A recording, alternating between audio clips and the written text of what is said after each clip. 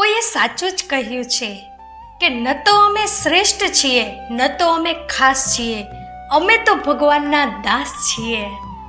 તો આજે હું જે ભગવાન પર વિશ્વાસ રાખે છે તેના માટે એક સરસ મજાની વાર્તા લઈને આવી છું.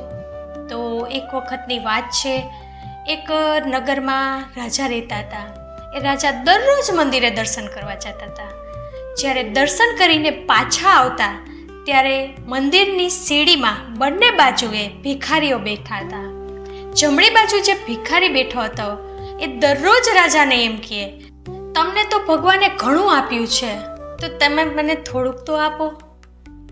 અને ડાબી બાજુ જે બેઠો હતો ભિખારી, એ ભિખારી દરરોજ એમ કહેતો, હે ભગવાન, તમે રાજાને ઘણું આપ્યું છે, મને પણ આપો ને. આ બંને ભિખારી આવી રીતે દરરોજ બોલતા હતા.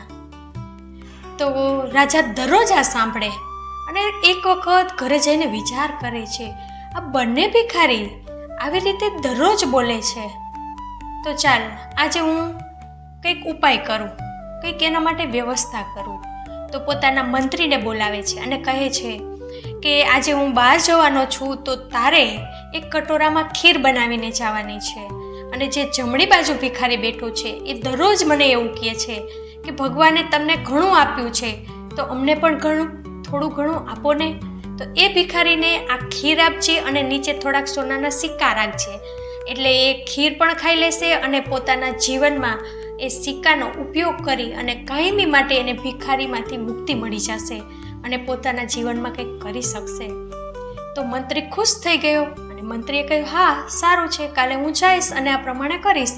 તો બીજે દિવસે મંત્રી જાય છે અને એક કટોરામાં ખીર લઈ જાય છે અને નીચે સોનાના સિક્કા નાખી દે છે. પછી એ ભિખારીને જમણી બાજુ જે બેઠો હતો ભિખારી, એને એ આપે છે અને કહે છે કે તું દરરોજ રાજાને એમ કહે છે કે ભગવાને તમને ઘણું આપ્યું છે, અમને તો થોડુંક આપો, એટલે રાજાએ તારા માટે ખાસ આ ખીર મોકલાવી છે, તો તું લઈ જા. તો તે ભિખારી શાંતિથી બેસીને એ ખીર બેઠો બેઠો ખાય છે અને વિચારે છે, વાહ, ભગવાનને મારું સાંભળી લીધું. મેં ભગવાનને કીધું હતું કે રાજાને ઘણું આપ્યું છે, તો રાજાને મને થોડુંક તો આપો. તો રાજાએ મારા માટે ખીર મોકલી છે. અને જે સામે જે ભિખારી ડાબી બાજુ બેઠો હતો એના સામું જોઈ અને કહે છે કે જો, ભગવાને મારું સાંભળી લીધું. એટલે પછી થોડીક ખીર બચે છે તો એમ કહે છે, આલે આટલામાંથી મારું તો પેટ ભરાઈ ગયું, તું થોડીક ખા. એટલે થોડીક નીચે થોડીક વધે છે, એટલી ખીર એ ડાબી બાજુ બેઠેલા ભિખારીને આપી દે છે. એ ભિખારી વિચારે છે કે અત્યારે મારે નથી ખાવું, હું પછી ઘરે જઈને ખાઈ લઈશ. એટલે એ ખીરને બાજુમાં રાખી દે છે અને પછી ઘરે જાય છે.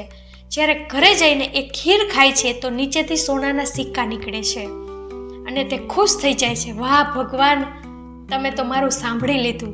હું દરરોજ રાજાને કહેતો હતો કે તમે રાજાને ઘણું આપ્યું છે, તો મને પણ થોડુંક આપો ને ભગવાન. એટલે ભગવાન જેને આપવાનું હોય છે તેના સુધી જરૂર પહોંચી જાય છે. એટલે વ્યક્તિએ માણસ કરતાં ભગવાન પર વધારે વિશ્વાસ રાખવાનો છે અને ભગવાનને કહેવાનું છે. જે કંઈ જોતું હોય એ ભગવાન પાસે રજૂઆત કરવાની છે. તો મિત્રો, આ વાર્તા આપણને એટલું જ શીખવે છે કે જીવનમાં તમારે હંમેશા ભગવાન ઉપર વિશ્વાસ રાખવાનો. એ કોઈ ને કોઈ રૂપે ભગવાન તમને તમારા સુધી એ વસ્તુ કે કોઈ પણ વસ્તુ કે કોઈ પણ વાત હોય તમારા સુધી પહોંચાડી દે છે. તો મિત્રો, આના ઉપરથી તમે તો ઘણું શીખી જ ગયા હશો કે તમારે હંમેશા ભગવાનને જ તમારા સુખ અને દુઃખ રજૂ કરવા અને એના ઉપર છોડી દેવા, તો એ જરૂર તમારા માટે એક વ્યવસ્થા કરી દે છે. તો આજની વાર્તામાં બસ આટલું જ છે.